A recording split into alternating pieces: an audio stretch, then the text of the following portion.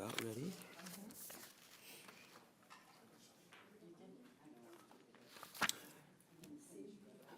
Portia, you ready? You ready? Okay. Tim? Tim? Rachel, ready? Going to go ahead and call to order the June 13th, 2024 meeting of the Citrus Heights City Council. And if everybody could stand and join me in a salute, I'd like to ask the Vice Mayor to lead us. I pledge allegiance to the flag of the United States of America and to the republic for which it stands, one nation, under God, indivisible, with liberty and justice for all. Thank you, ma'am. Next item, please. We'll take roll call. Councilmember Lopez Taft. Here. Councilmember Middleton. Here. Councilmember Schaefer. Here. Vice Mayor Karpinski Costa. Present. And Mayor Daniels. Here. Next item, please. This meeting of the Citrus Heights City Council is cablecast live on Metro Cable 14, the local government affairs channel on the Comcast and AT&T Uverse cable systems. This meeting is closed captioned and live streamed at citrusheights.net. Today's meeting replays Monday, June 17th at 9 a.m. on Channel 14. This meeting can also be viewed on the city's YouTube channel. Thank you. Next item, please. The next item is approval of agenda. Move to approve. Second. Okay. Any questions, comments about the agenda? Okay. All in favor? Aye. Opposed? Motion passed. Next item, please. The next item is public comment. If members of the audience wish to address the council during the meeting, please fill out a speaker identification sheet and give it to myself, acting clerk. Normally, speakers are limited to 5 minutes each. The mayor has the discretion to reduce the allotted time. We have a countdown display that will flash red at the end of the allotted time. Also, consistent with the Brown Act, the city is prohibited from engaging in a discussion or taking action on any item not appearing on the agenda. And Mayor, I did just receive a couple speaker cards, as well as we have written public comment for the general public comment, and then for consent calendar item 7, which I'll read during this period. Okay. So you have blue cards? Yes. Melissa Hayden?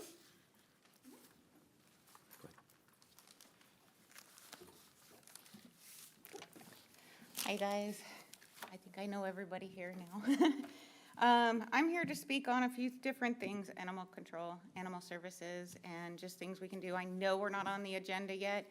After speaking to our city manager, I found out that our agenda isn't till November 14th, which to me is just too far away for what we need in this city. Our city is lacking I don't want to say lacking animal services, erase that. Lacking the funding to get programs and officers on out in the field. So with 4th of July around the corner, I have worked with the city mayor, some of you, and Animal Services. We are going to have some services available for the Stars and Stripes, also for the 3rd and the 4th, which is great, but I'd like to see something more permanent, so it's not just for that day, those days, because we know this is Citrus Heights, and everybody here, I don't know if you guys hear it all year long, but those fireworks are all year long. My biggest point that I want to speak on is an incident that happened last week. Animal Services was closed. Now, this has nothing to do with our police department or Animal Services, but the lack of funding to get more officers on the boots or on the ground.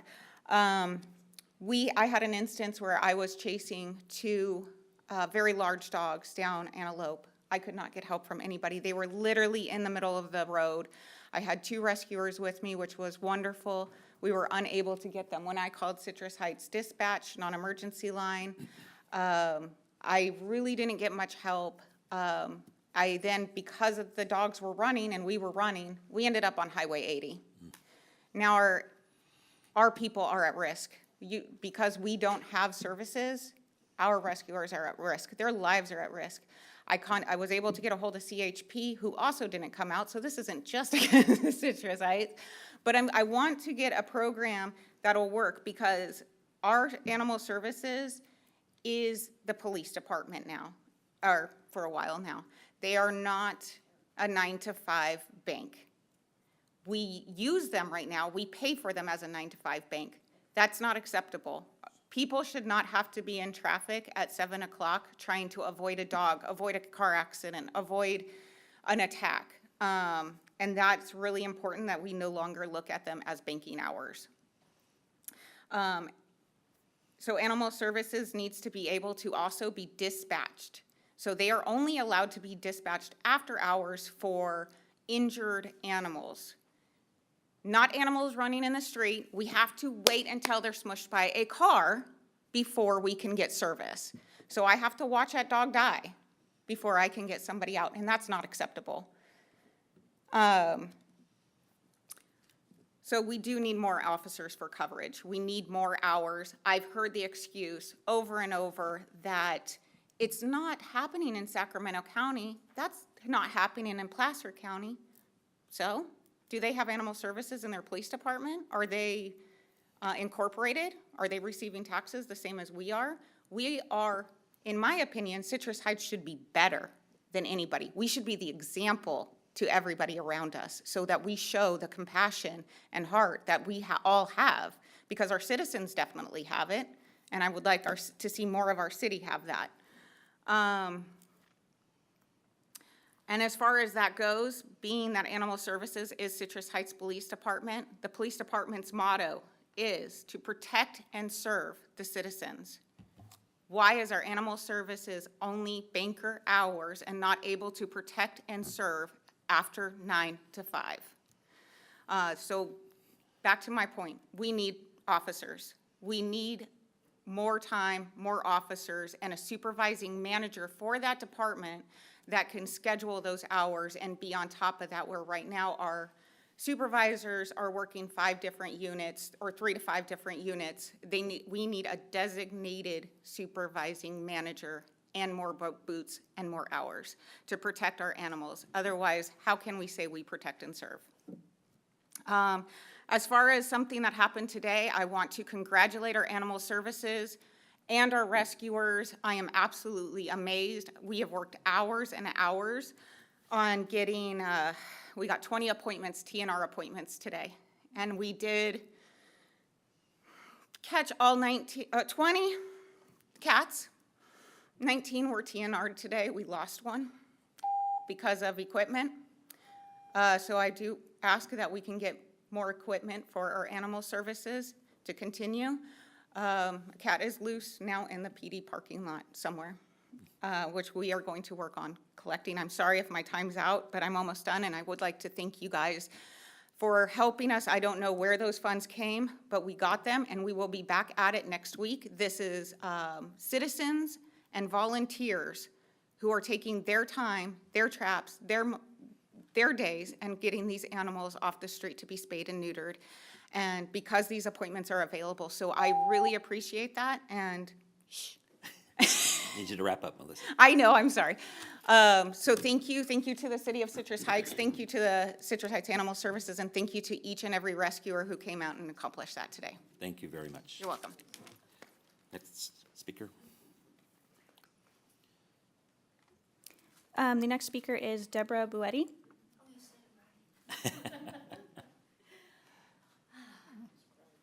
Good afternoon. Good afternoon.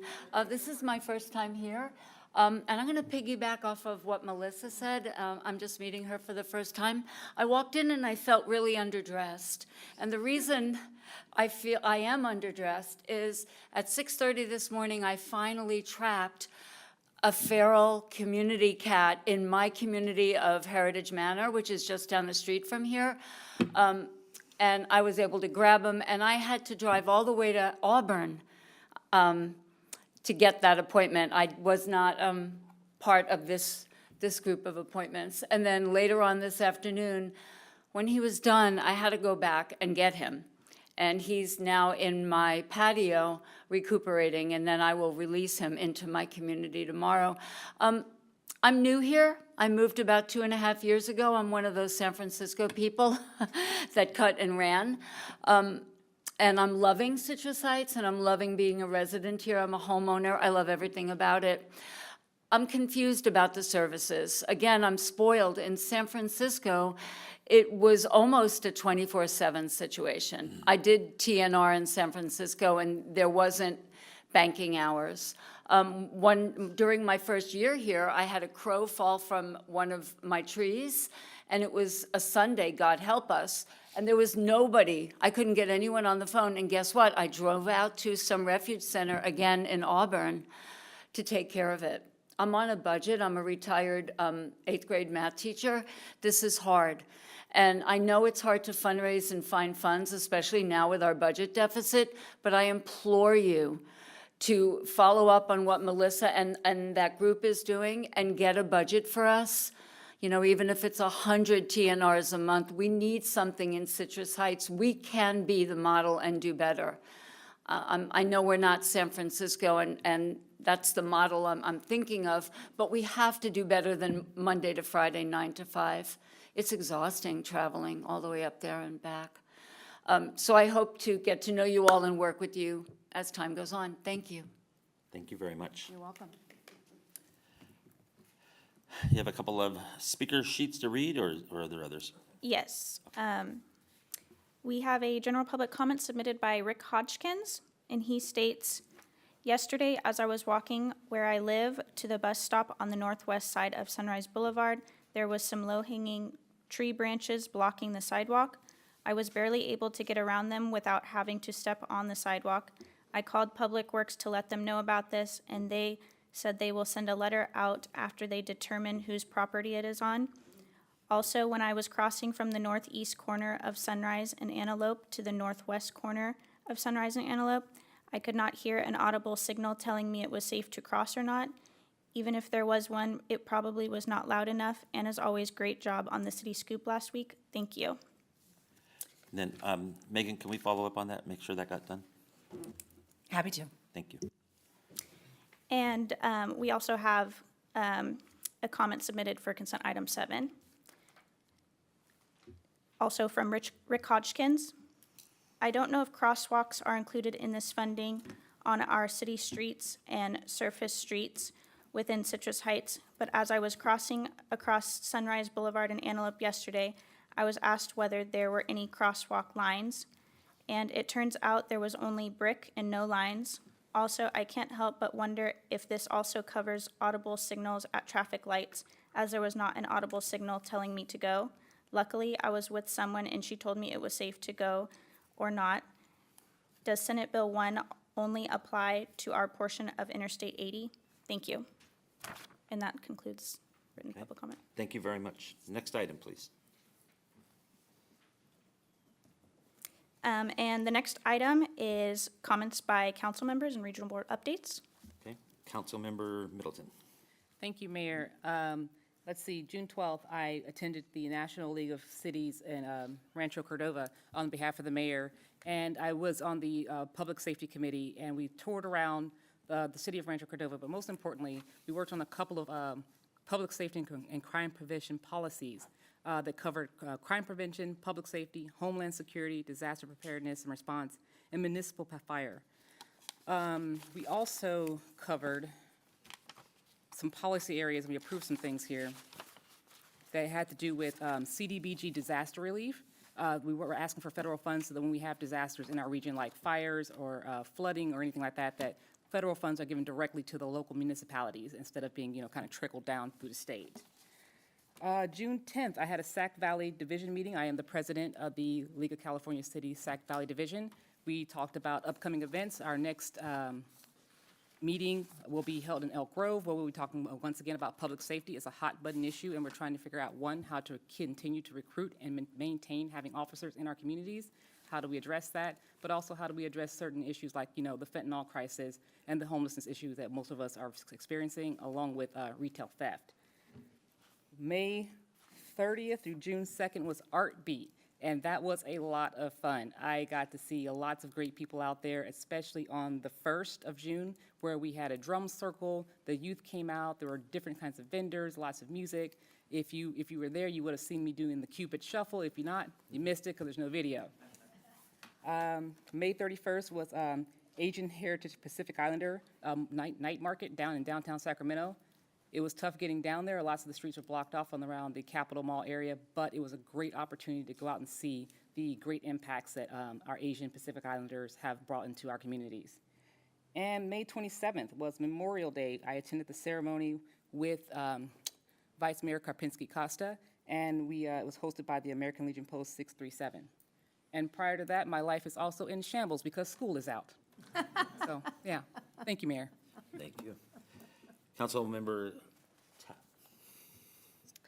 Thank you so much, Mayor. It feels like we haven't been in this room for a while, so a lot's been going on. Right after our last council meeting, I went to the Woodside Community Garden event, and what a wonderful, not only community garden, but the one story that stuck with me was a teacher who was also my kids' teacher when they went through Woodside said, you know, we just had a feast from our one box. And all the children got to partake in a salad with strawberries in it, and some of the kids never ate certain vegetables before. And I just thought, that's wonderful. That's exactly what we're supposed to be doing with a community garden, learning not only how things grow, but exploring and growing things and learning that life cycle. I also attended Art Beat. Right before I went to Art Beat, I went to the ribbon cutting with the Vice Mayor at Madison Imaging Center. Very well done. Really glad to have them in our community. And they are a state-of-the-art imaging center, so they're very, very excited to be in the community of Citrus Heights, so we're excited about that. To celebrate API month, I went to the Filipino Fiesta on the 2nd. I was wonderfully invited by one of our SMUD board members, Ward 6 board member Dave Tamayo, who's also part Filipino. And so that was really interesting to be able to celebrate that particular culture, my native culture. On the 5th, we were given a point-in-time count briefing. We will hear more about that later, so I won't cover the results of that. Just know that according to the 2022 pit count versus the 2024 pit count results, homelessness is going down.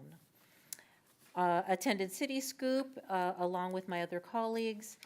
We also had a special SAC library meeting on the 10th, and it was special because we were under deadline to make sure that we had our agreements figured out for the labor unions, and I'm happy to report that they did come to an amicable conclusion to their negotiations. And this Tuesday, I attended the San Juan Unified School District board meeting, and what was of note for that board meeting was that they presented their LCAP, which is the Local Control and Accountability Plan, which are the priorities for the upcoming 3 years for the school. And so that's really important that we lend our voice and opinions to that. So they presented that as well as their budget. So 2 beefy items. They had an agenda of just under 1,000 pages. And so my sympathies to their board. But it was very well, it was 3 hours long. And, but it was well presented, good information, and worth reviewing for sure. That's it for me. Thank you very much. Councilmember Schaefer. Thank you, Mayor. So, right after our last council meeting, the very next morning, 6 a.m., I departed for a vacation in Alaska, which is pretty amazing up there. So then when I got back, on June 3rd, I had the SACOG Policy and Innovation Committee meeting. This is we're hashing out the 2025 blueprint. I think we're going to hear a term more and more as this gets repeated over and over. So this is probably the first time most of you are hearing about new urbanization. This is a focus on concentrating more population towards the transportation corridors. Makes sense on one side, but certainly have some pretty major concerns with that. So I also attended City Scoop. It was very, very well attended. Well done, Megan and her team. They really did a fantastic job for that. That was really an enjoyable experience.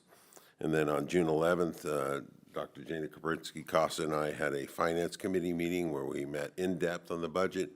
And I want to speak to this. So our budget's about $45 million a year, and it looks like Melissa has left already. Let's compare that $45 million to the $8.8 billion budget for the county. We are not going to match the county from a coverage standpoint. They have way deeper pockets than the woman who was here from San Francisco. San Francisco's city budget is $14.6 billion. Our budget is 0.1% of what their budget is. So while we're going to do the very best that we can for animal services, I think we need to keep in mind that we need to be fiscally prudent here. Our budget, or our current contract for animal sheltering doesn't expire until the end of this year. So to try to do something before then is probably a little premature. So I just wanted to speak to that issue. Other than that, Mayor, that's all I had. Thank you very much, sir. Vice Mayor Karpinski-Costa. Good evening, everybody, and happy Father's Day on Sunday to whoever is a father. I did attend the Memorial Day service at Sylvan Cemetery with Councilmember Middleton and Ash Feeney, and he's not here to smile at me, but he did speak on my behalf because our mayor was absent with her. And then after that, Ash and I went over to the Vet Center where there was a concert by the Ben Ali Shrine concert givers, the band. They were terrific. They were very good. And that was just a little band playing. On the 30th, our building department celebrated the end of Building Safety Month, which we all heard about last meeting, by having a little in-house barbecue, and it was very well prepared, well attended, well loved. It was good. I did go to Art Beat. What a good event. It wasn't as well attended this year, I don't think, Portia, was, you think? I don't know why, maybe the heat, but it was a great event. The indoor art gallery of the artists was incredible. I mean, it was just like going to a upscale art exhibit in New York City somewhere with all the art on the walls. Some of the indoor exhibit was excellent. Outside was a little thin on the tents, you know. I could find kitty earrings, and that was my big part of the day. I also attended that same day with Councilmember Lopez Taft the opening of the Diagnostic Imaging Center. What a phenomenal place that is. It will be a good addition to that whole corner of Madison Avenue is getting big. Went to City Scoop and had my scoop, and Megan, you did a great job. And everybody, and just the most well-attended scoop we've had. You think about 400 people were there, right? That's our best guess. That's a lot of people. And then the Finance Committee meeting, and then yesterday I had a sewer meeting. And the nice thing I wanted to tell you about the sewer meeting is, you know, it's a great organization.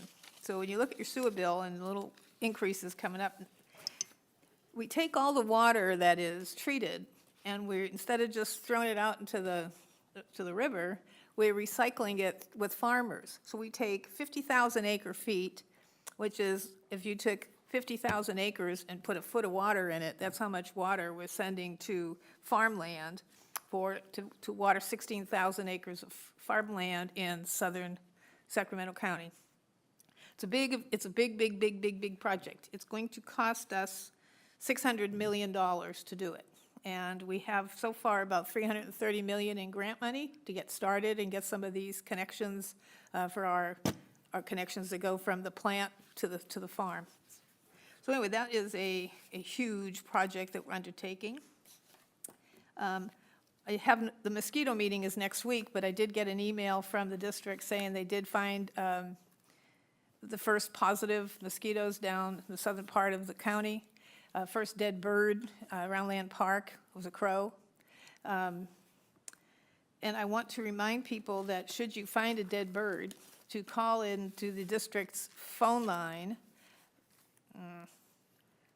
I do have this here, 800-829-1022.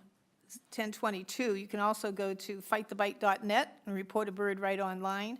They'll even call you with the results. You can pick the bird up with a plastic bag in your hand and just call them. They'll come and get it. Even if it has maggots in it, they'll test the maggots. So remind you to, do all the things you need to prevent yourself from getting bitten by mosquitoes with the DEET and the windows. I know it's nice on a cool night to open the windows, but don't forget these mosquitoes like to feed at dusk and dawn. And the next thing, I want to, 2 other reminders. Next Saturday, 2 things are going on. One is the Yoga Fest in Rancho Cordova, and I need to go see this, so I'll probably go to it after the other event.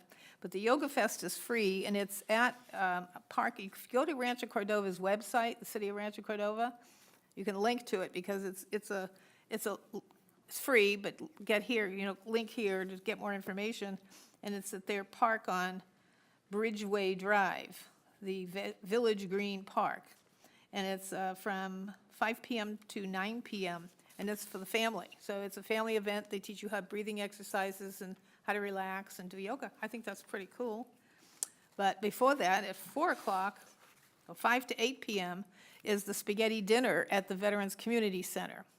Tickets are $25 a person, and if you just pop over there between Monday through, purchase in person, Monday through Friday, 9 a.m. to 1 p.m.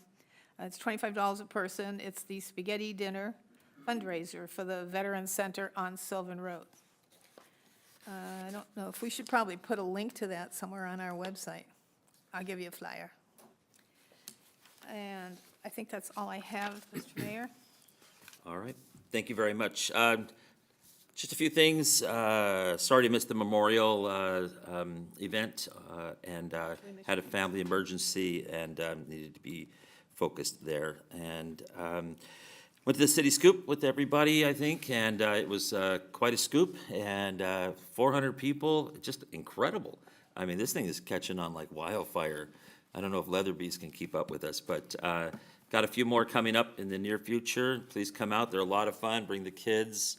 It's a good time. Free ice cream is always a good time. I took a tour with some other folks, some other council members, and throughout the region at Siemens, who builds our light rail trains, and I don't think we're supposed to call them trains, right? Cars or something like that. Just fascinating facility over in the south area, and learned sadly that they had considered in the beginning of locating that facility at in the Roseville Road, Antelope Road area. So too bad, but we missed that, but great operation, great company, and do a lot of good things. I attended the STA meeting, the Sacramento Transportation Authority meeting today. Not too much out of that. Final budget got done. We went over some regional pavement analysis stuff, and just learning that the problem isn't just for Citrus Heights when it comes to roads and trying to get things fixed. There's a lot of problems out there, and so things are getting better, and things will get better, and we just have to kind of hang in there a little bit. But we're not alone in suffering from some road issues. And then learned also, if I think I heard this right, that we are getting a $1 million plus grant of some kind or for the trail extension that's coming up. So look for that to happen. And then if you didn't notice, we got striping going on in Citrus Heights. I was incredibly excited to turn the corner up by, I think it was the mall, if I'm remembering right. They're at San Juan and Greenback too. But anyway, I get asked about this a lot, and we are finally there, and we have striping going on in the city, and so look for that to keep going more and more. As mentioned, Sunday is Father's Day. Get out there and give Dad a hug. make the phone call if you need to make the phone call. Don't put it off. And in July, just a reminder, our meetings moved to Wednesday. That's it. Next item, please. The next item is consent calendar. We have items 4, 5, 6, 7, 8, 9, 10, and 11. Any questions or comments regarding the consent calendar? Move for approval. Second. It's been moved by Councilmember Schaefer, seconded by Councilmember Middleton. Any questions or comments on the motion? Hearing none, all in favor? Aye. Opposed? Motion passed. Next item, please. Next item is public hearings. Item number 12. The subject is resolution of formation to renew the Sunrise Marketplace Property and Business Improvement District. And there are two recommendations. A, to adopt a resolution declaring the results of the majority protest proceedings and renewing the Sunrise Marketplace Property and Business Improvement District, approving the assessment formula and levying the assessment, as well as B, adopting an ordinance amending Chapter 22 of the Municipal Code, renewing the Sunrise Marketplace Property and Business Improvement District. Thank you. Amy, before you start, I got a little too excited during my comments, and I wanted to mention something about Sunrise Marketplace meeting today.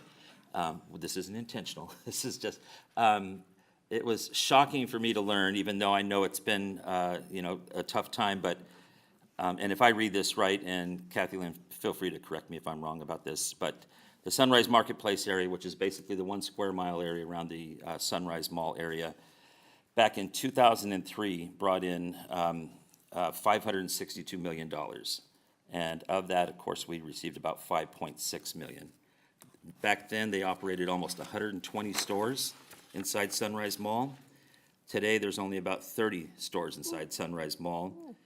The area brings in $400 million, and we see $4 million out of that. $400 million, and we receive $4 million. And the point being that, and forgive me for just a moment, I want to go back to, Tim's remarks and Melissa's remarks that, and then please remember, we also didn't have our property taxes for 25 years to the tune of about $100 million. So you have to give us an opportunity to really become a city, because for 25 years, we haven't really been able to do that, and we've been smacked around a couple of times by the economy along the way. It's almost a miracle that we've survived. And so hang in there with everything, and it's just going to keep getting better.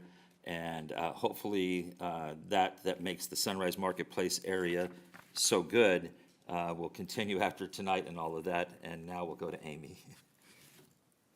Good evening, Mayor and City Council members. Amy Van, the City Clerk. So just some brief background on this item. The Sunrise Marketplace Property and Business Improvement District is a benefit assessment district that was created in 2000, whose main goal is to provide improvements, maintenance, and activities which constitute and convey a special benefit to assessed parcels. Since its initial term, the district has been renewed every term, with the most recent renewal being in 2021 for a 3-year term. The district is coming to the end of its current term, and there is therefore working toward renewal of the organization for a term of 10 years, beginning January 1st of 2025. As required in the process, there is a petition, ballot, and city council hearing that must be repeated for the district to be renewed. The first step in the process was at the April 11th meeting of the City Council. The City Council adopted a resolution of intention and conducted the first reading of an ordinance proposing the renewal. Subsequent to that meeting, ballots were mailed to the owners of all the property proposed to be assessed within the district. Therefore, staff tonight recommends the City Council open the public hearing, receive any public testimony. Once the hearing is closed, staff will conduct the tabulation of the ballots, and that means that the item would be continued until further in the meeting. And once we conclude the tabulation of the ballots, we will report back to the City Council at that time, and then the City Council can take action. But with that, staff is available for any questions. Additionally, Kathy Lynn Carpenter with the Sunrise Marketplace is also here if you have any questions. Okay, any questions for staff or comments at this time? Yes, no? I comment. Yeah, go ahead. Nice job. Really good. Okay, so with that, if there's no other comments, I'm going to go ahead and open the public hearing. Call any speaker cards. Do we have any speaker sheets and cards? We have one written public comment. Okay, go ahead. This was submitted by Rick Hodgkins. I have a question, and someone can please contact me if my question is not answered tonight. How do we propose to renew the Sunrise Marketplace and Business Improvement District? Are we going to advertise the benefits that we offer? And what other ways are we going to recruit new businesses, not only for the mall itself, but for the area surrounding the mall? Furthermore, perhaps a name change is in order, knowing that the area around the mall will include both entertainment and shopping, maybe perhaps calling it the Sunrise Entertainment and Shopping District. And as much as I hate to sound like a broken record, I said it twice before and I'll say it again, if the mall goes, I go. That concludes the comment. Okay, I'll comment on the first part and jump in if I get this wrong, please. All of that's already been done. Reaching out to property owners, showing the importance of the district. It is the business owners, property owners that are making the decision tonight to continue or not continue with the district. And so all of that's been taken care of. As far as renaming, we'll wait for, Shell to come in and, sponsor the area and maybe we'll rename then, but I think we can rename anytime if we want to, maybe in the future. And that's it, right, I think on the questions. Any other comments or questions? No, Any other? I just Go ahead. wondered, do you have a map of the district? Because sometimes people don't realize how the marketplace includes everything all the way from Madison Avenue Am I too late? up to PetSmart, you know? I wonder if you had like we had in our, if you had a map that the public could see. It's not just the mall, it's a large area. I do have a map here. Here it is. And Mayor, we did receive one other public comment. And I have a question on that.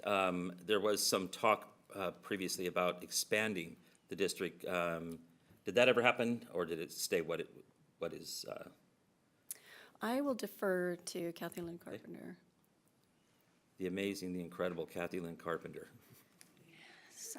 Yes, we did have a pretty robust discussion about expanding into Quail Point, for instance, across Madison. At the time we were having those discussions, the property was in the middle of a sale, and they're doing their due diligence, and they didn't kind of want to gum that up. We looked at some other places, but it just didn't work out. There are one place we're looking at that was very disappointed that we didn't expand, and we're looking at doing a contract with them. We can contract like as a vendor, and we can provide services to any business we want, and that's Almond Orchard, that center. Ace Hardware, for instance, really wanted to be in. Dr. Gabrielle, she really wanted to have the dental place in, so we're working on, I have to get through renewal, of course, first, and CVS wanted in, and we're kind of considering that, though they do have a lot of issues there, and we don't want to kind of get too tied up in their kind of security issues they have there. On the other hand, they are right on the border, and, you want to, sometimes we do clean up over there because it is right across the street. So we'll probably contract with a few, but did not officially expand the board. Are you allowed to basically, if it does get renewed, to annex areas in, bring areas in after the fact? Only via contract. Once this renewal process is done, then no, we can't bring them in terms of like tying them to the assessment. Okay. That's why Jessica and Gabby were so upset because they knew it was going to be 10 years, and so we came up, well, you can contract with us for, they're primarily interested in the clean and safe types of services. Okay, yep, go ahead. So, Kathy Lynn, thank you very much for all of your hard work on this. I just want to make a statement, and I'd like you to expand on it if you think we need to. Just for the edification of the audience, the Sunrise Marketplace is, as a PBID, is for marketing. That means that they own all the banners, all the holiday decorations, and for security. They pay for their own security, and removing blight. They take a lot of garbage off the street in the marketplace. That's what this funding pays for. And that's what this is the owners of the properties in Sunrise Marketplace voting to tax themselves. That's pretty remarkable. So again, if you want to expand on that, that's my understanding. If there's anything that's not accurate there, please correct me. No, it's very accurate. It is important to note that per the law, all services that we provide have to be incremental. So we cannot replace city services or county services. We're not legally allowed to do that. So, which is the purpose of them taxing themselves for a higher level of services like the private security or the daily porter, the events, the marketing, things like that. So things that they're not going to get from the public sector, we're allowed to provide. And I can't say enough how important the PBID is to the city. Thank you. And wanted to say how important the city is to the PBID and how important our partnership is, and how smoothly it went working with Mr. Feeney on the renewal. And everything went great, and the city's just been a really great partner all these years, and we appreciate it. Great. Thank you. Any other questions or comments? Okay, the city clerk will now proceed with the tabulation Mayor, of assessment. We had one public comment. I'm sorry, that's right, one came in. Janie Ricketts?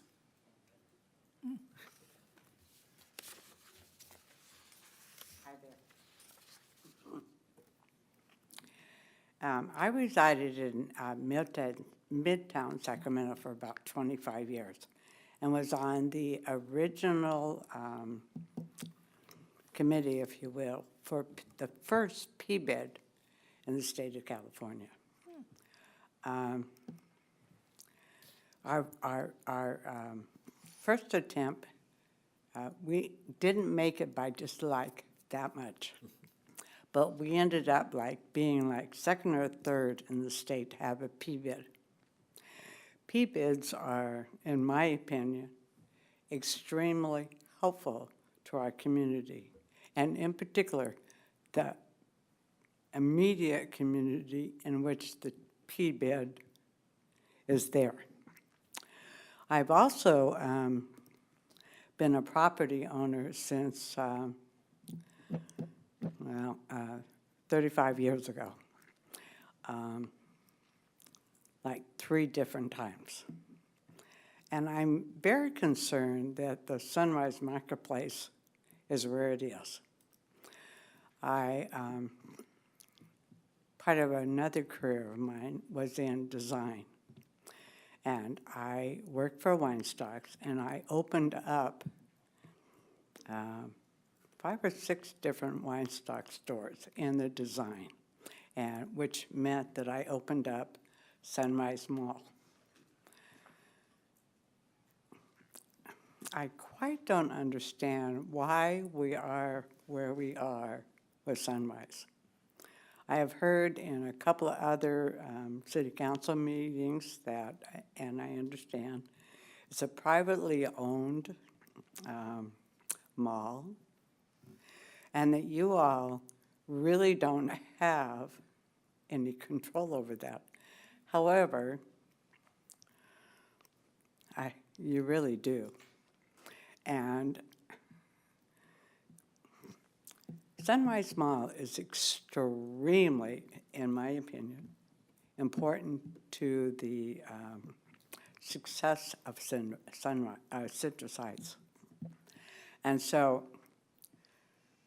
I'm not exactly sure what I'm asking for tonight.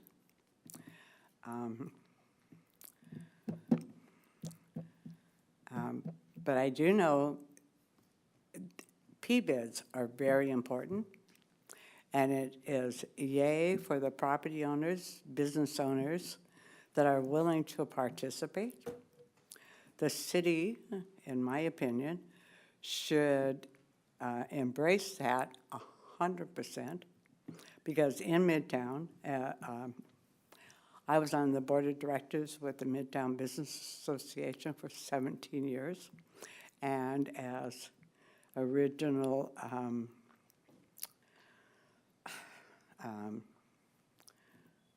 promoter of the PBID, I owned a commercial building, and I bought it in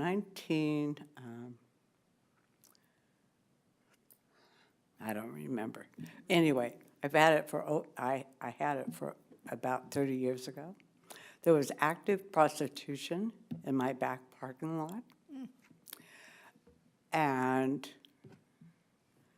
I was invited to be on the board with the Midtown Business Association, and I was for 17 years. And I saw the improvement of our district. One reason, because of the PBID,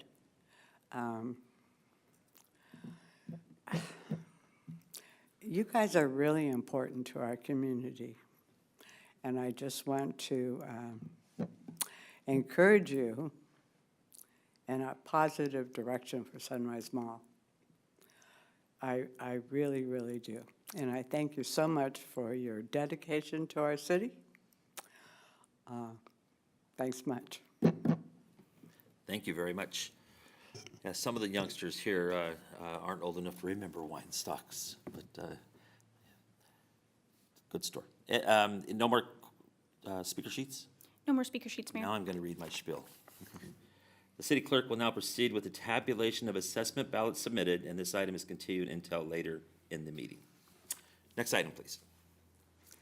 The next item is under presentations, item number 13, Stars and Stripes event announcement.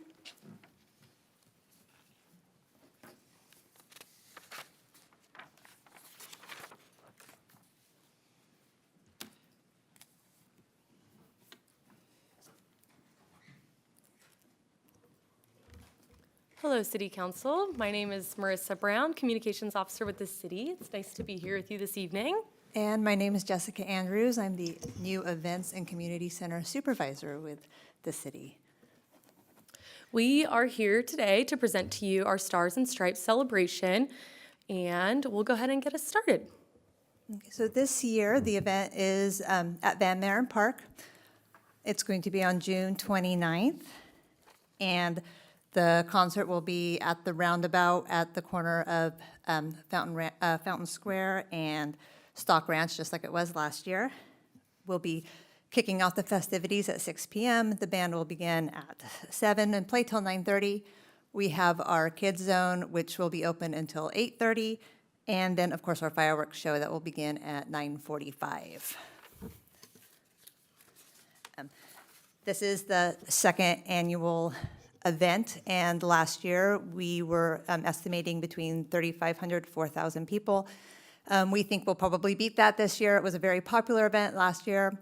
This is the flyer that's been going out, and over at the community center, I've been putting this out on the front desk, and they've just been flying, so I have a feeling that this event's going to be pretty popular this year. So something new that we're doing this year is we have invited event sponsors for this event. We have our trade sponsors, which we also had last year, but we've also included some additional cash sponsors. Republic Services is going to be sponsoring the stage, and we also have some festival sponsors, the YMCA and Sunrise Marketplace. And we are allowing the sponsors to promote their brand during the event, so we'll have some booths, which I think will be adding another element to the event that we didn't have last year. We also have community sponsors, San Juan Unified, Stones, Gambling Hall, and SMUD. We're also working with our community partners. So we've partnered with the Sunrise Recreation and Parks District as well as PAL, and they're going to be hosting our Kids Zone. So we're actually going to be having our Kids Zone in a different area of the park this year in order to keep it open a little longer. And by partnering with these organizations, we've actually been able to grow the Kids Zone, so we'll have even more activities for the kids to enjoy during the event.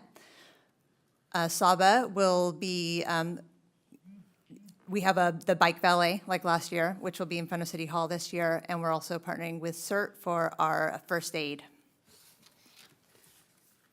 All right, so you're probably wondering, how am I going to get to this park in Citrus Heights? It's a roundabout. How am I getting there? Well, first we have our Saba Bike Valet, so we definitely encourage our residents and guests to bike, scooter, walk to the event if you're close enough. That is a free and secure bike valet that will be at City Hall. If you do drive, we encourage you to carpool first and foremost. Find a neighbor that's going with you, or that's going to the event too, and find a parking spot at one of our general parking lots. We'll have parking available at Dignity Health, our community center, Citrus Heights Police Department, the Citrus Heights Surgery Center, and the Small Business Administration. So if you are looking to drive, you have some options available to you in terms of getting to the event. And we will have a golf cart shuttle, shuttling some people. Our amazing staff has volunteered to spend their Saturday helping shuttle our guests to and from their parking spots to the event. So there'll be a stop at each of the parking lots available to us, and we'll show you a map in a moment. And then at City Hall, we'll have some limited ADA parking and our VIP parking as well. All right, and that map that I mentioned, here you can get a good look at what the event space will look like. This is also going to be featured on our website, so if you would like to check this out on your own time, start planning where you're going to park, I would recommend going to our website to check this out. But you can see where we're having the general event space, and as Jessica mentioned, the kids zone's going to be on that upper lawn area by the playground and basketball court of Van Maren Park. And then the parking lots and golf cart stops along the route there, and our road closures too. So keep that in mind as you're looking for parking, that we will have some road closures available or happening.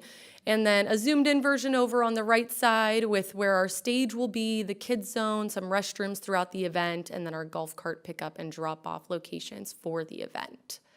So I'll go ahead and move on, give you one last look. Again, it's available on our website for you. And some of the event features, like we mentioned, we have our kids zone. So we are going to have activities for the children. We're going to have a purple pageant back, which will be providing the face painting, similar to what we did last year, and also for the tree lighting. And SRPD will be providing yard games. We're going to have some karate demonstrations, and just a number of options for the kids up in our kids zone. And the band this year is Pop Fiction. They are a 70s, 80s, 90s dance band. I have personally heard them, and they're an awesome band. I think everyone's going to have a really great time, very high energy. I don't think there's going to be any complaints about the band this year. We know our residents love to dance. We saw any photos from last year. We have our food truck hub, which we've expanded this year since we are expecting more people. So we have some of the food trucks that were here last year, but we also will be having a few additional trucks, including Dave's Dogs, Pancho Villa Barbecue, San Tacos will be there, Dub's Lunchbox, we'll have Daisy's, we'll have Kiki's, and we have quite a few. It's going to be great. We'll have free water throughout the event. Last year it was very hot. Hopefully we have a little bit cooler weather this year, but we'll still have the free water available. And of course, we'll have our fireworks show at the very end, just to close out the evening. And we have been sharing this event with all of our residents in a variety of ways, trying to reach them and make sure they know about this awesome event that's happening in their city. So we started out our promo for this event on social media in May, and we are continuing to do social media posts as we get closer to the event. So if you don't follow us already, you can find us on Facebook, Instagram, Twitter, LinkedIn, a little bit of everywhere. And we had flyers going out, as Jessica mentioned. They're at our community center. You can find them at the City Hall lobby. If you would like some for yourself, maybe you have somewhere you'd like to put up a flyer, let us know, and we happily will get you a digital version or some paper versions. On our website, you'll see the Stars and Stripes event prominently located on our main home screen, so people can click on and have the information to them handy. Our event website has all of this information that you're seeing here today updated and ready for people to go visit and get everything they need to know, including an FAQ for frequently asked questions that we get regarding the event. We have a Facebook event that we have published as well, with over 480 people responded so far. So that gives you a taste of what we can expect for our Stars and Stripes this year. And we've done local media outreach and ads in our local newspapers as well. So we're giving love to our local media and newspapers, as well as giving them the information that they would like to see and hear, and help spreading the word to our residents. We've also shared some e-news earlier this month via our newsletter. I would encourage you to check out our newsletter if you're not signed up for that one either. And then we've got some city banners going up next week, which you'll see under our CH Cares billboards, our little mini billboards that we have throughout the city, just promoting the event and encouraging people to come out and celebrate Independence Day with us.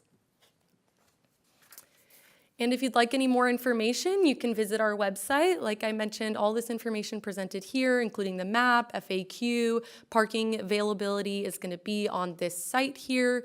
You can scan the QR code if you're here in person today, or you can visit the website there. If you just visit our main website and go to our homepage, citrusheights.net, you'll find the Stars and Stripes banner located at the front. So thank you so much. We look forward to seeing y'all there. Thank you. Questions or comments? Go ahead. Mayor? I'd like to make a quick comment. I'm just so excited. The Gen Xer in me is super excited about the music selection. I just want to commend your team and how wonderful it is. You know, we just keep getting bigger and better and more engagement with our residents, and I really appreciate what you're doing.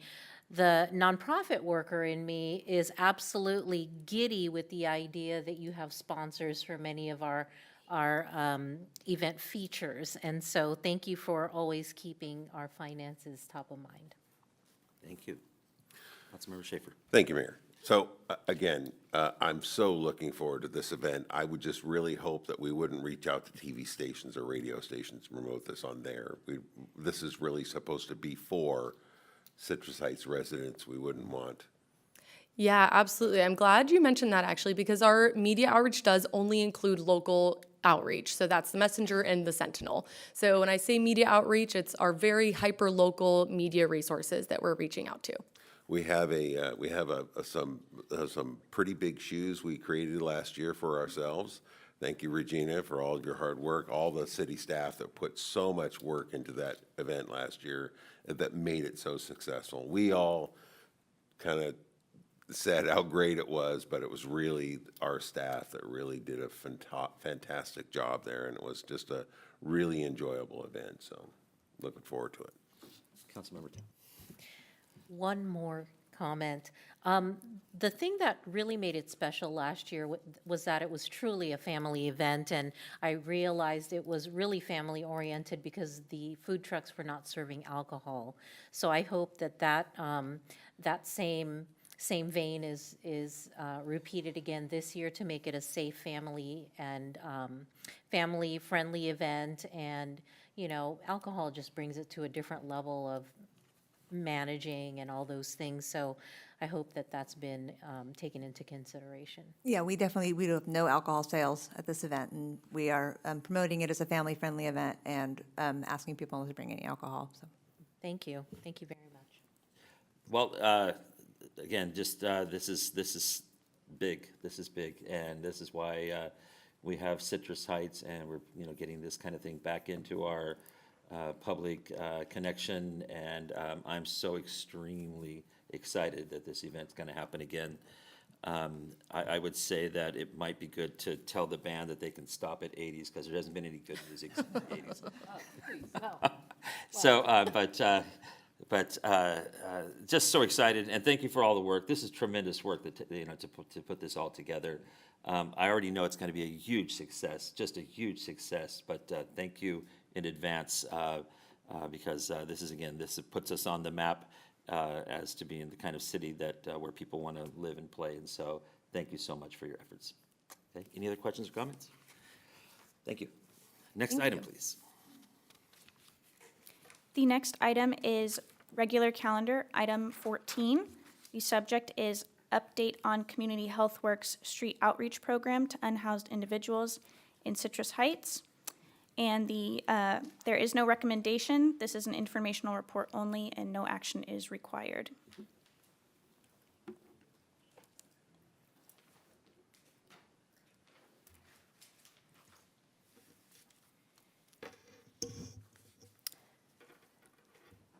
Good evening, Mayor, Vice Mayor, council members. Nicole Piva with the Community Development Department. So I'm here tonight to give you an overview and an update of the street outreach program. I would also like to mention that tonight in the audience, we have Kyle Stefano, Scott Young with Community Health Works, and Rachel Davidson with Sacramento County Department of Homeless Services and Housing. So after this presentation, we will be hearing from them.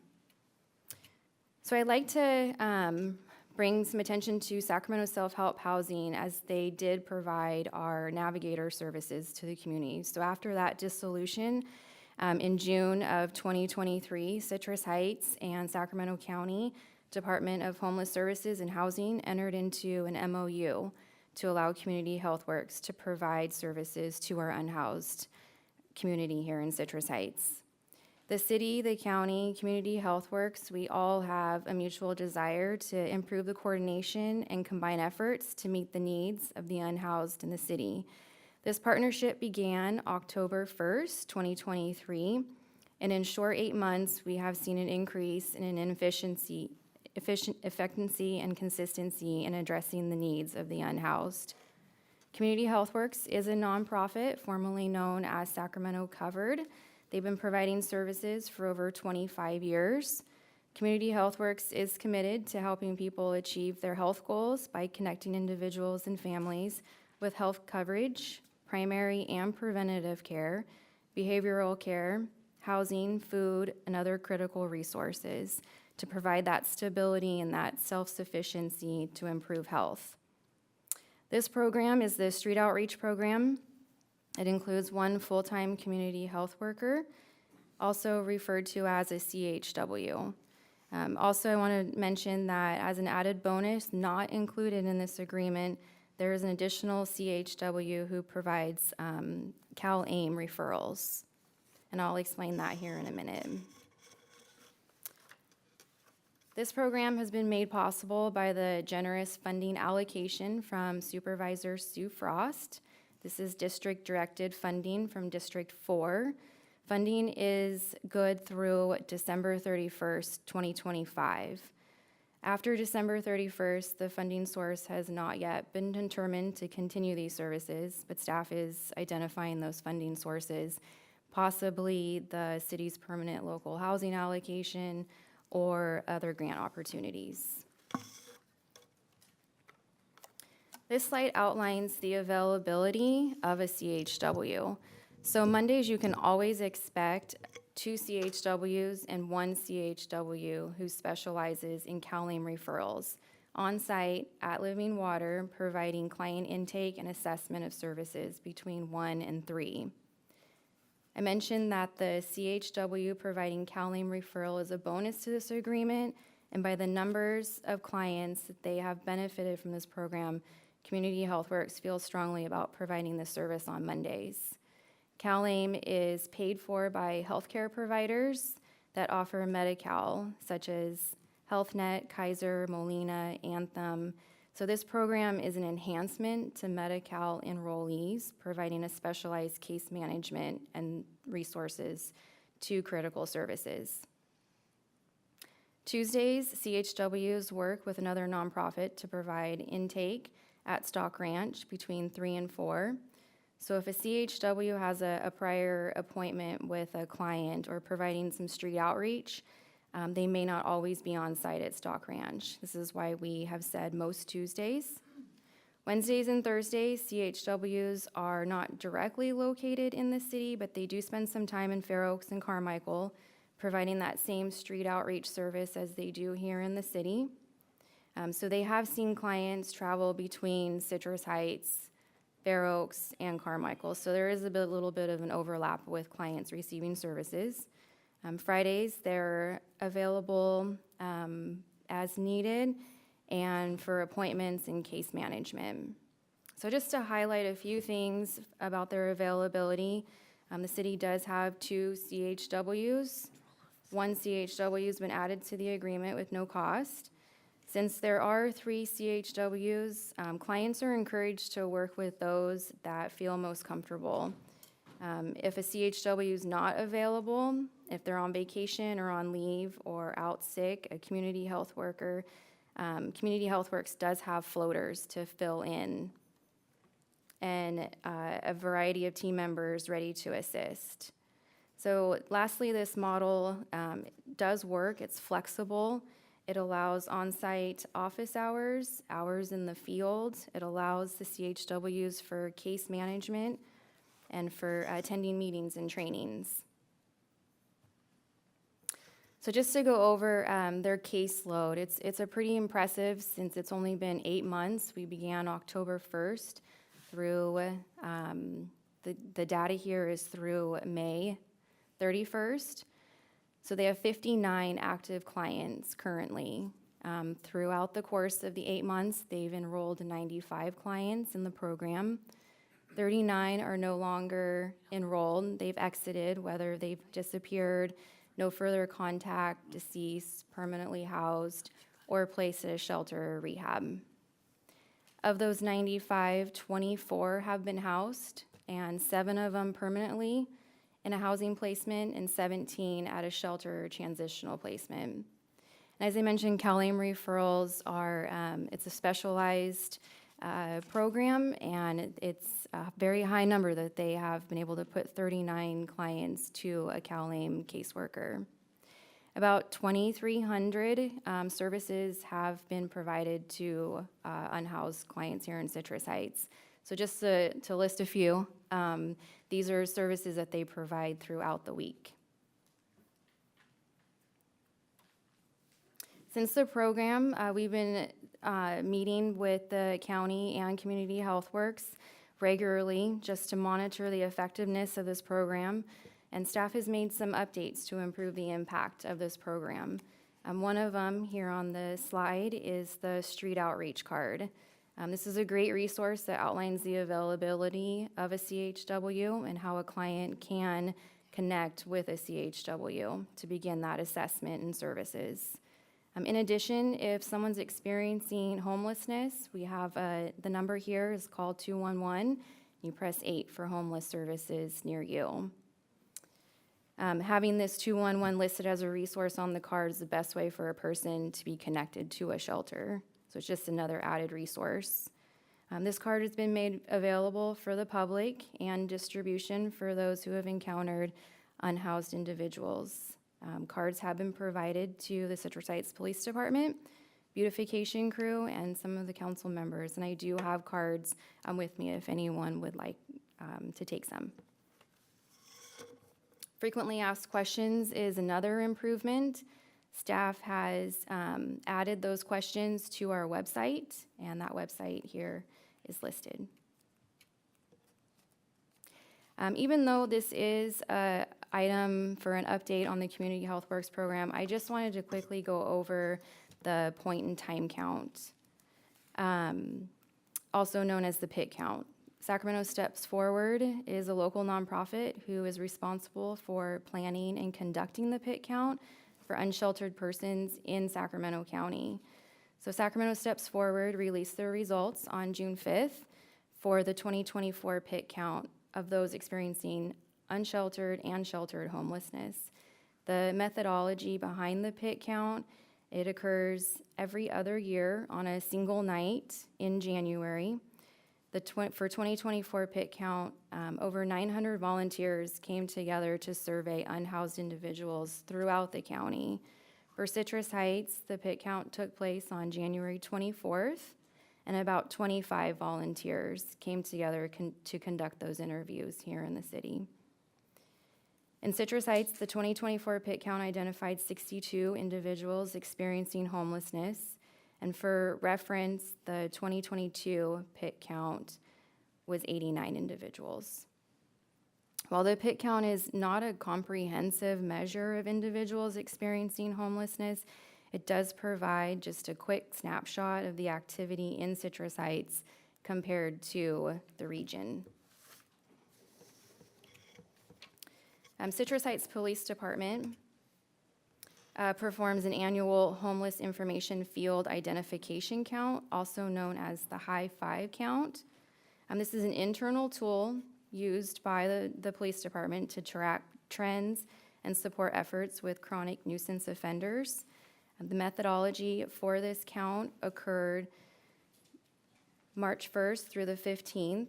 Patrol officers and impact detectives conduct an annual count of unhoused individuals in the community. A brief field interview is conducted, then that information is analyzed, and it's to address the repeat nuisance offenders and how best to assist them in providing them with resources. So this count is not related to the pit count. The 2024 Hi-Fi count identified 108 individuals in Citrus Heights.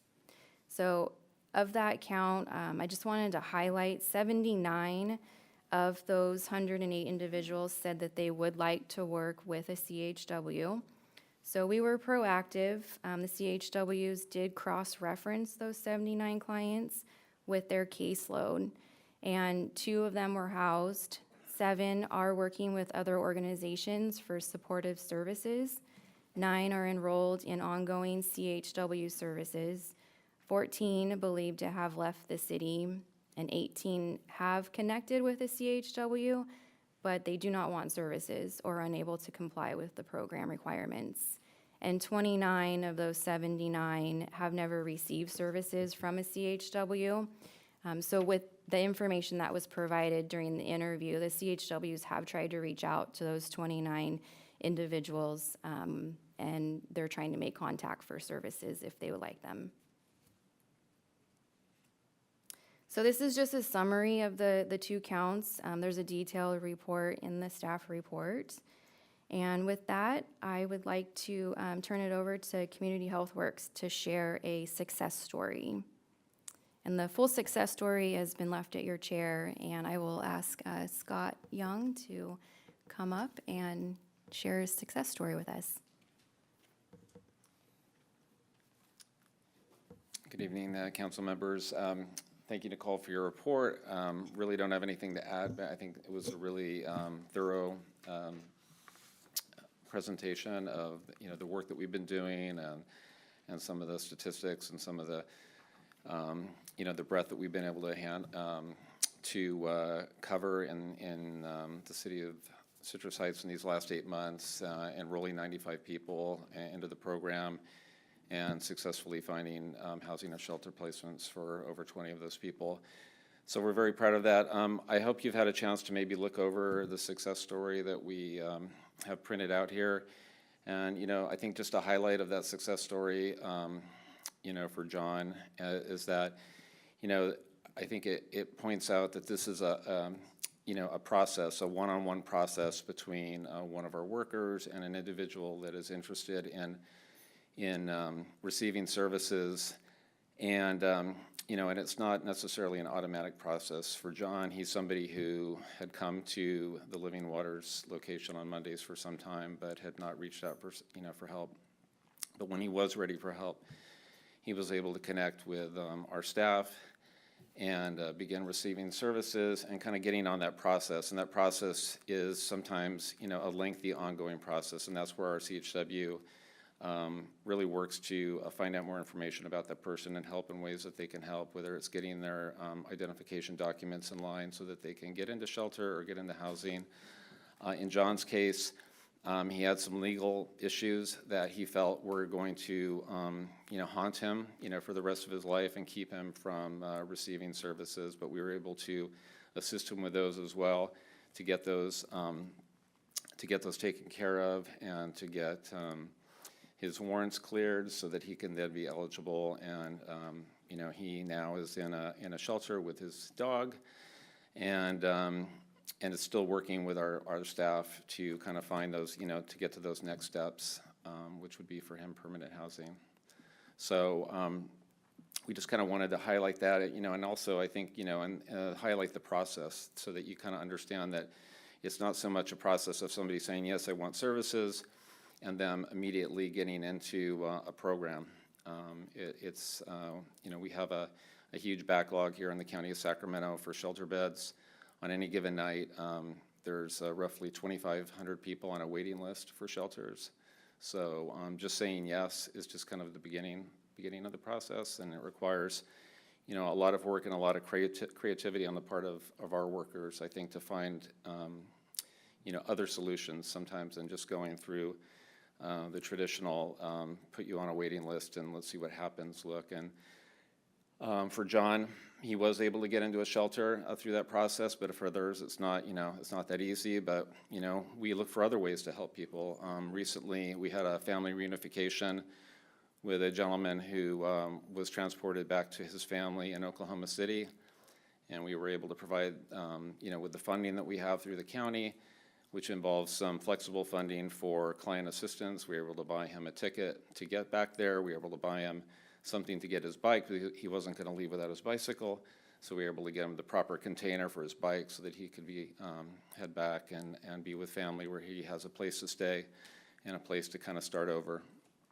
And, another example of how we are helping a gentleman who here is in Citrus Heights, was approved for housing, but had a warrant on his record, kind of like John, and was not going to be eligible for that housing placement that he'd already received because of that warrant. And unfortunately, the warrant was in Crescent City, and but we were able to help him we were able to get him a train ticket up to Eureka and then a bus ride up to Crescent City, a motel, so that he could walk to court on his court date, get his warrants cleared, get him back, and now he's he's ready to receive that placement in permanent supportive housing here in Sacramento County. So that just highlights a little bit of some of what a community health worker does. It's not just a one-size-fits-all process. We look at everybody's needs individually, and everybody's barriers that they have are different, and but we try to do our best to work with everybody and to get them to that place where they're trying to head. And so, I don't know if you guys have any questions for us. Questions for the speaker? No? Go ahead. This frustration is not directed to you or Nicole or anybody. I think it's ridiculous that it took 6 months to produce a report that says how many people we have. We're here to make decisions on funding. When that funding runs out, we need to know how much, what we need to deal with. And it taking 6 months to generate this report is outrageous. It's just, we're looking for accountability in the process here. So it sounds like we have a great relationship with you. I hope we have, but it's going to be accountability for me. How are we spending this money? What do we really need? How do we make this money go as far as we possibly can? And if we can't get a report that says this is how many homeless people we can, it's hard for us to set policy on that. So I don't know who we need to communicate that to. I've communicated to the chief. I've communicated to the city manager. This is completely, I just don't get it. 6 months to count 60 people, it's just ridiculous. So, sorry, don't mean it. It's not directed to you. But I would like to say, we're available at Community Health Works if you have any questions about, our data or things that are ongoing in your city. Certainly Nicole and I work together, and we can provide her with those. If you want to reach out to Nicole, or you can reach out to me personally, we'd be happy to provide you with updated data on what, on the work that we're doing. Great. So. Thank you. So I have a question. I don't know who it's going to go directed to, but regarding the 40 hours, so it's one full-time equivalent, but apparently we're cutting that up between various people.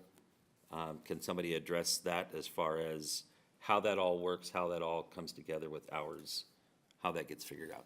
Sure. So we have 2 individuals who work here in Citrus Heights, and so they both are like a 0.5 full-time employee. So they, each put in 20 hours a week here in the city of Citrus Heights, which equals 40 hours. Community Health Works, we have the way that we do outreach is we work in partnership with one another and with the people that go out. We don't have a single individual that provides those services in any jurisdiction that we serve.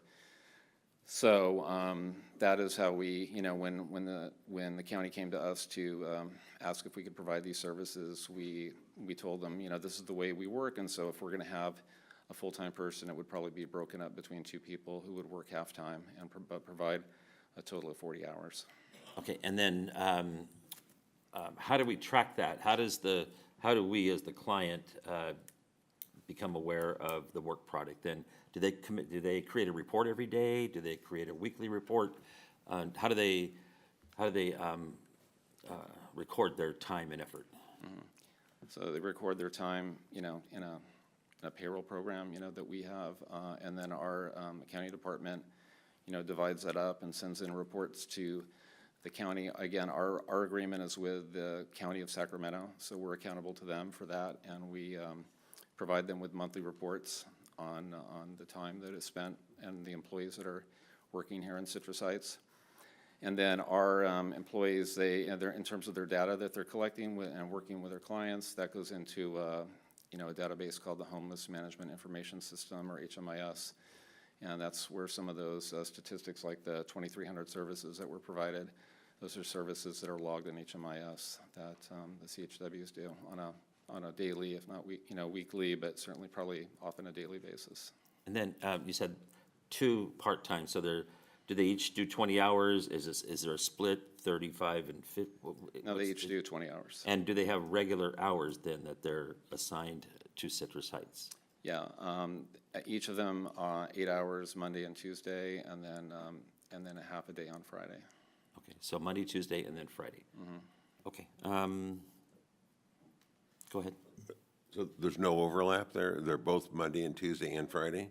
That's correct. So if somebody needs help on Wednesday or Thursday, they're just kind of... They are not necessarily in the city of Citrus Heights, but again, Nicole mentioned, the other cities that the other areas that they work in is, border communities of Fair Oaks and Orangevale. So if there is an urgent need on a day that they're not scheduled to be here, somebody can still reach out to one of the CHWs or to me or to their supervisor and just say, hey, we have this urgent need at the moment. Is there any way you can get somebody over here? And we would do our best to to try to get somebody and to provide services. I think I should meet with you because I have some direct experience that was a challenge, so. Sure. I don't want to air that here, it's not appropriate, so. No, I'm happy to meet. So I would certainly like to chat with you about that further. Sure. And I think I've got it, but I want to be clear. So on Monday, Tuesday, they both work in Citrus Heights for 8 hours. Yes. And so do they work together, or do they go out and when one has issues over here, one has issues over there? Yeah. They stay together? It really depends. So if they're doing street outreach, they usually try to stay together during the 2 hours that they're doing their drop-in hours at Living Waters Church. They're together. But otherwise, they might be providing, if they're taking a client to an appointment, say at the DMV or Social Security, that is something that they can do individually. They each carry their own caseload. And so, they work, at times they work together, at times they work individually with their clients, so. And you just reminded me of something else. You said they can take them to DMV. And what I've been told is they can take them there for an ID card, but they can't take them there to renew their driver's license. We can provide, if they have a driver's license and they want to renew it, and that's part of, say they, have a job that they need a driver's license, not just a regular ID, we can provide transportation to help them to do that. Yeah, because I've heard it a couple of times from some of the folks. When I do Mondays with the mayor, my visitors are mostly homeless folks, and they come in and they share things, and that's been shared a couple of times, and so. Yeah, we there's have always, we have vouchers for free, for people that are experiencing homelessness. They are given they can get a free ID. We can pay for somebody's driver's license, but, it needs to be, if we're going to pay for somebody's driver's license, it needs to be in the court, if they're working, if we're working with them, they're a client of ours, not that they just want a driver's license, but they are, they have a job that they need to get to, and without a driver's license, they can't work. Or they're and they're working on a housing plan and being employed as part of that, then we would be able to provide not only transportation, but potentially the funding to help them with that as well.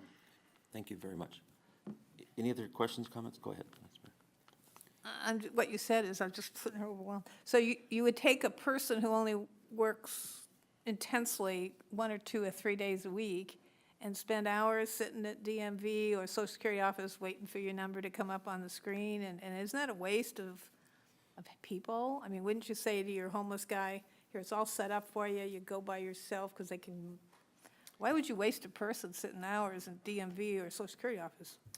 Yeah, well, that would be great if you could just, give them, get that, and hope that they're going to get there and hope that they're going to get back. But it's, we have found that it's, in order to get the work done and to make sure it gets done, it's better that we are there and able to provide the services and make sure that they have transportation to and back. We can't just, There must be volunteers that could do that, transportation volunteers to, and aren't the experts of the CHW experts.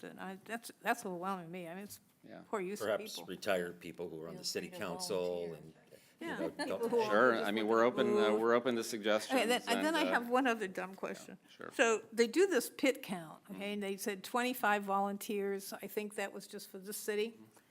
Why is the count for that count so different than our police department, which I would consider to be more valuable and real, the police, because they actually make contact, and they have 108. So it seems to me that the overall pit is trying to say, oh, homelessness has decreased in our county, but, they're just not counting everybody that our police department can count.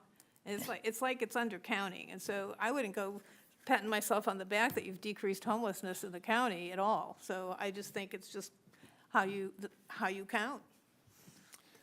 Vice Well, Mayor, oh, Yeah, I'm not with Sacramento Steps Forward, so I can't really account for, I don't- their methodology or how they We work. waited 6 months for a bunch of numbers that to me don't mean anything.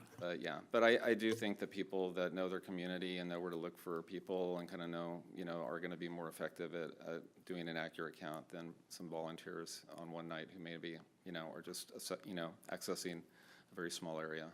So I think you're right about that. Thank you. Thank you. Casey, go ahead.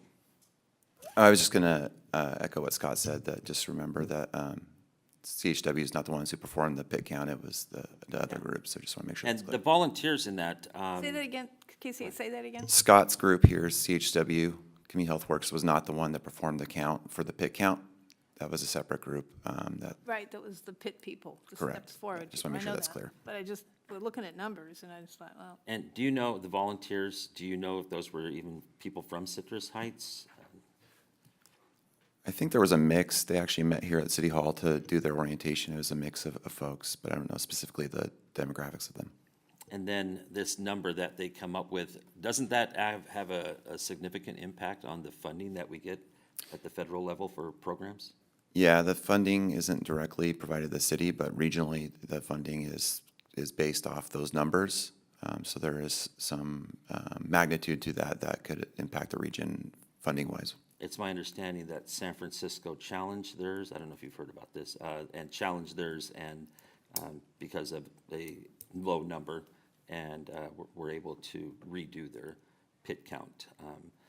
Which again, I mean, I would hope that we've reduced our homelessness, and maybe we have somewhat, but I don't know if we've reduced it, to that level, and the two numbers don't jive, the PD number, and so, I don't know if that would be something that we would even entertain trying to do in one way or another, but, with this low number, we're in essence hurting ourselves when it comes to being able to provide some services, I think.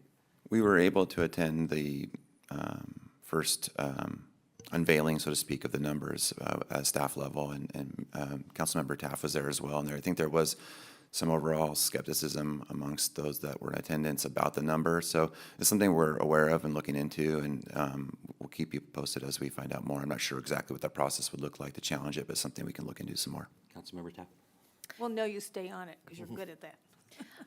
One additional question regarding the hi-fi count. Since we know this year's, what was our last 2022 hi-fi count?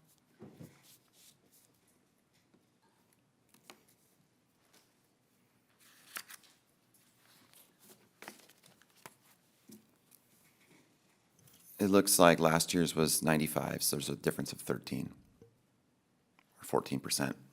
Increase. So was this 2023 or 2022? The pit count, you mean? Or the high? Our count, the hi-fi. We did them both 23, 20, and 24. Okay, so this is as of 2023. Okay. You should have in your packet, there should be a handout here that looks like this that has an explanation of the different, the past 2 years. Thank you, Casey. He sent that separate. Okay, anything else? Okay, thank you very much.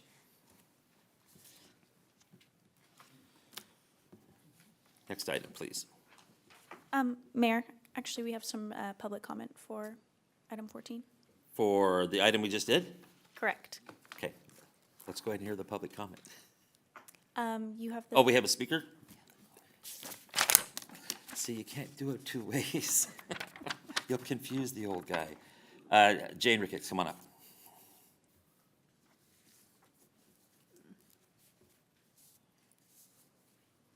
Mayor, City Council, I had the opportunity to be invited to be on the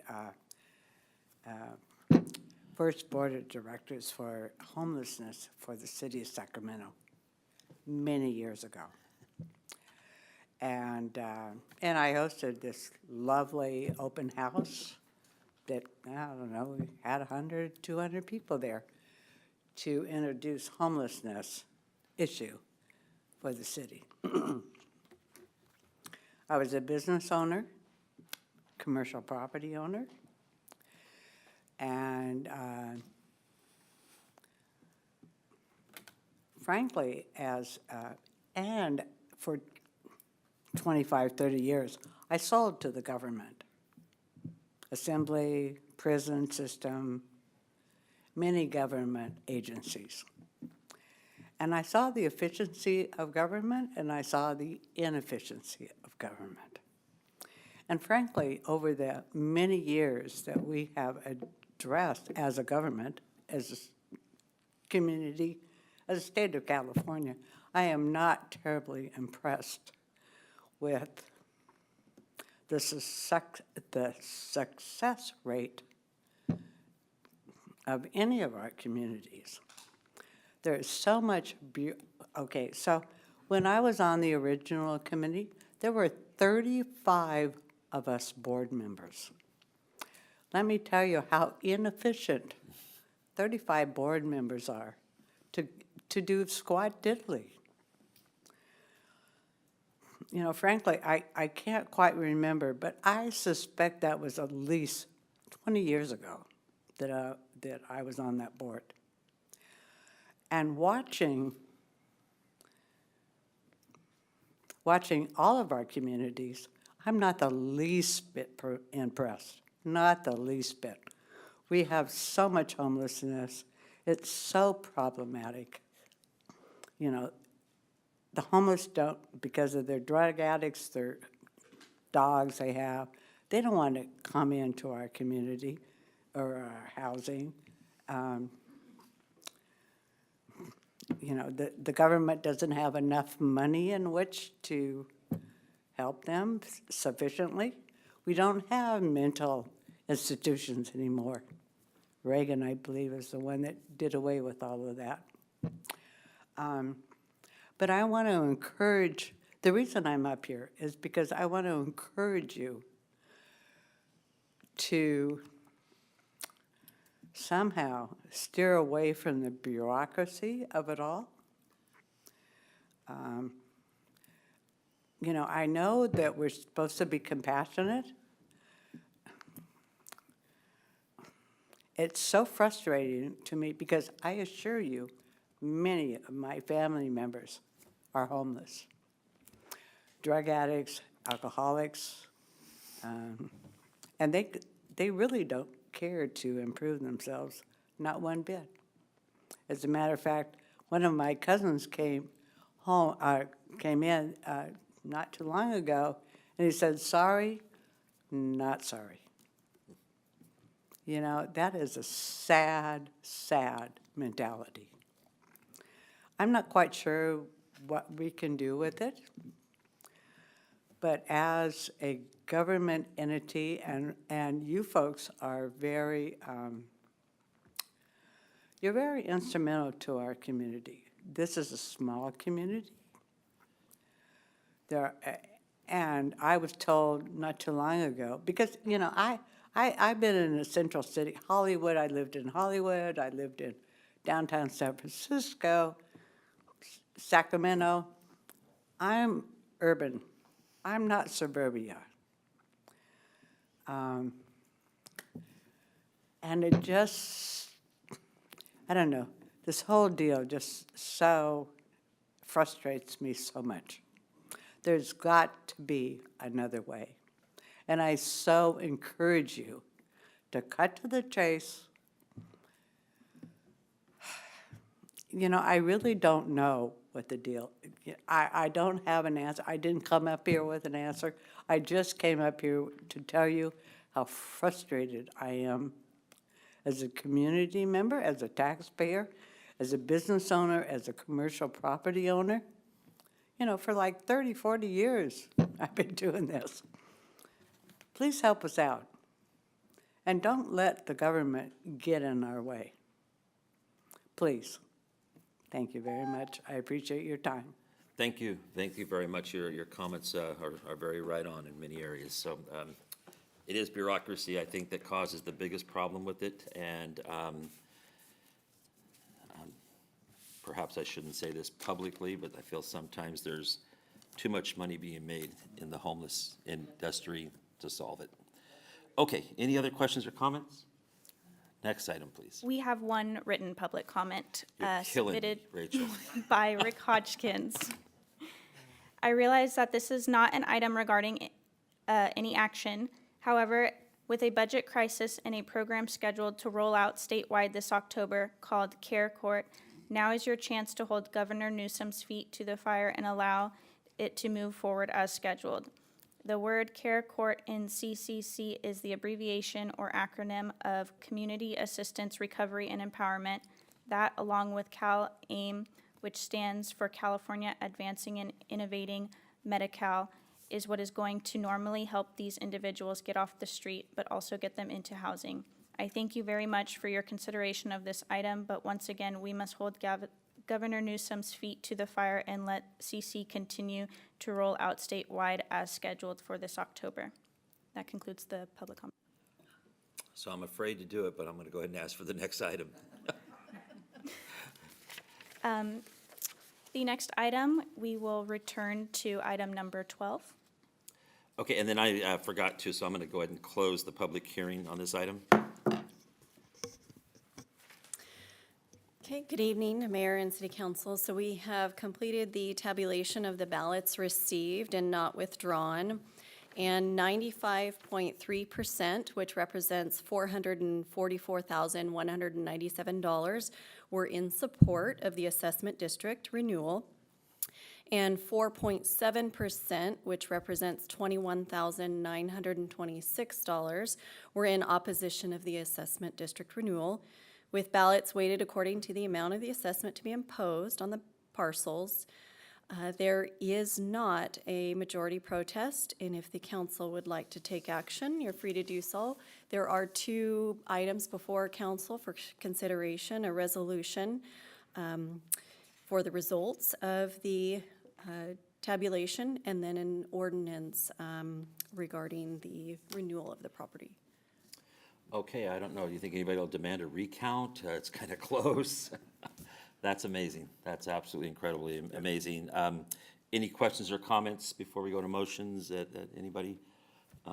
Okay, let's just go ahead. Well, and clearly, go. the businesses see the advantage of the P-bid, and so do we. So that's good. Okay, any motions? Do we have the motion on the screen?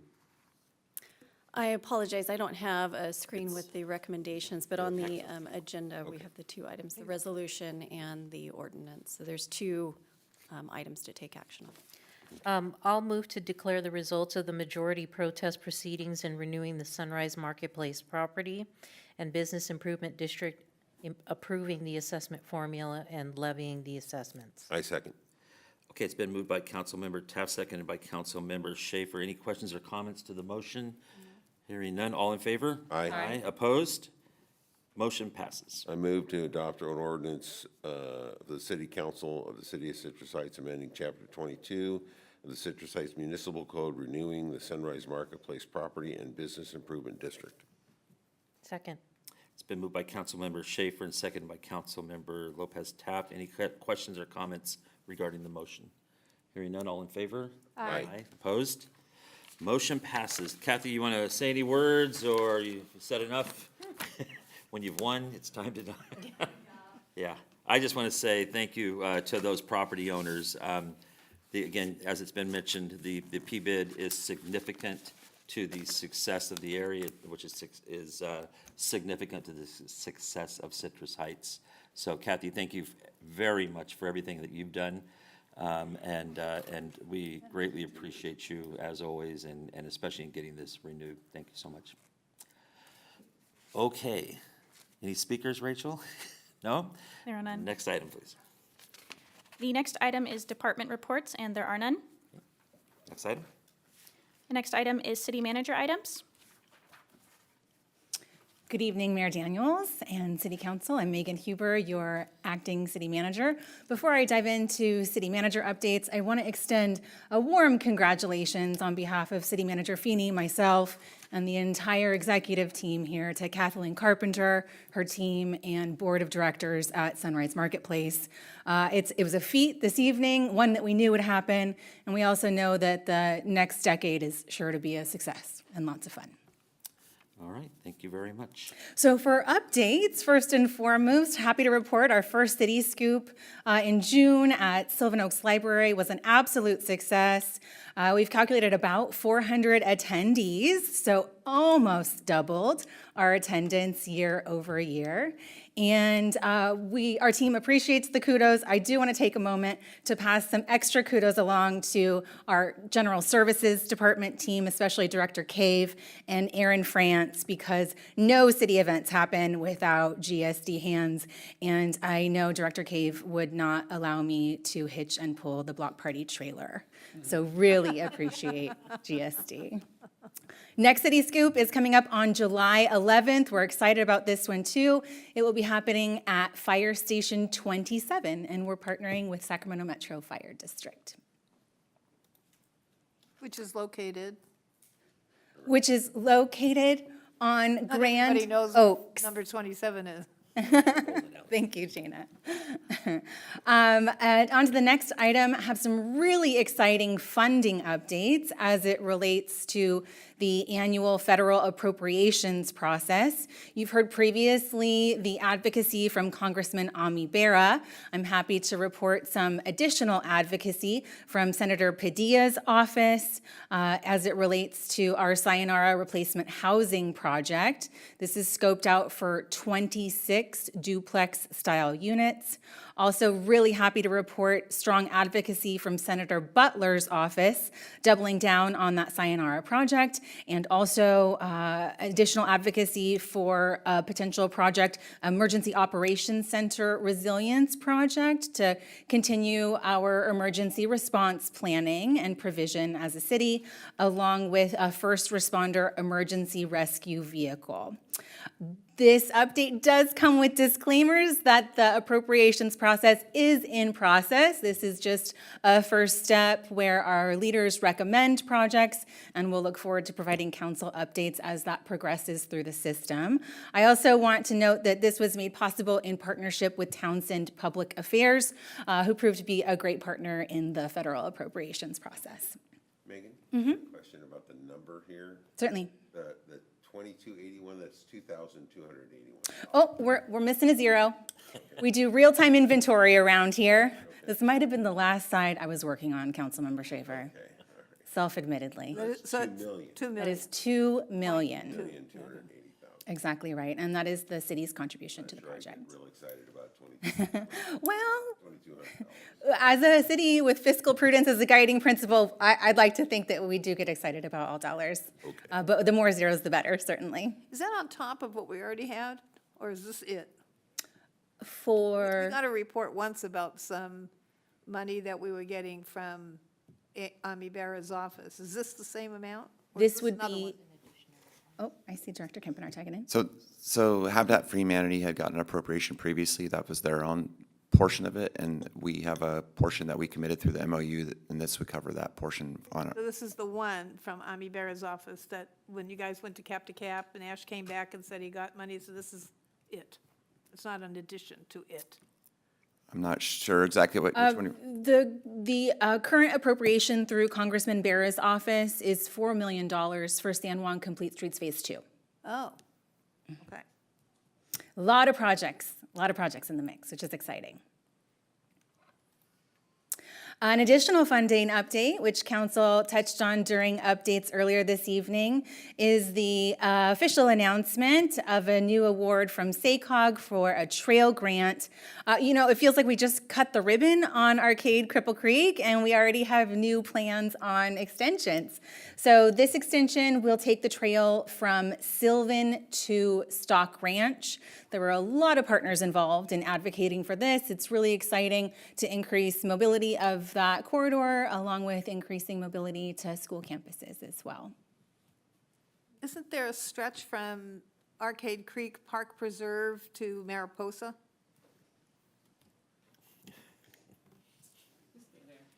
So we have funding to build the portion of, from Sayonara Drive to Mariposa. That funding is in the works, and then. And then this is on top of that? This is on top of that. There's a small gap due to some property challenges in between, but we'll get there someday.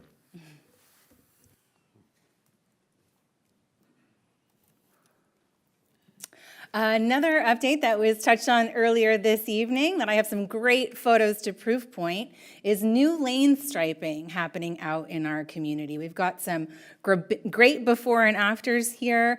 You see a before and after of Greenback and San Juan. Definitely can tell the difference between the two.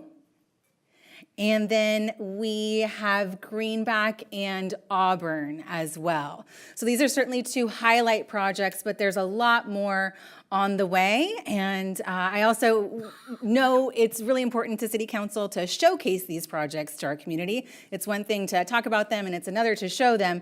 So be assured that you'll find these before and afters on our social media and other communications soon. And finally, as we're powering through the month of June, there's a lot of really great upcoming community events, a couple of which already have been touched on. Vice Mayor Karpinski-Koska, you shared about the Veterans Community Center Spaghetti Dinner fundraiser coming up. Our residents can find that on our website, community calendar as well. In the middle, a really great community engagement offering. Neighborhood areas 2 and 6 have planned a senior resource fair happening June 25th.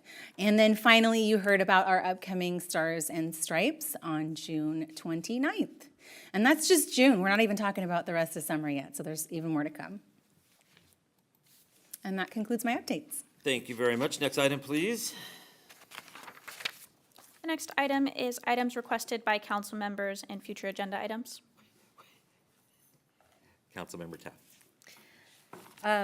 I would like support to create an Unsung Hero Award to recognize community members for their contributions within the community. I'll second that. Thank you, Mayor. We have an initial and a second, right? Yes. Yeah. Great. Anything else? I just want, you sent us a email with the business, that thing, be sure to put that on your social media. I just think we need to promote the things that we're doing to attract businesses and have them want to come to Citrus Heights because we care about them. And that's a beautiful thing you mailed out, so you share it. Will do. Okay. I will not be here for Mondays with the mayor this coming Monday, but I've asked Councilmember Middleton to step in for me, so please come down and give her an earful. Yeah. Or not. Okay, anything else? Nope. There are no further items. All right, we are adjourned. Thank you. 9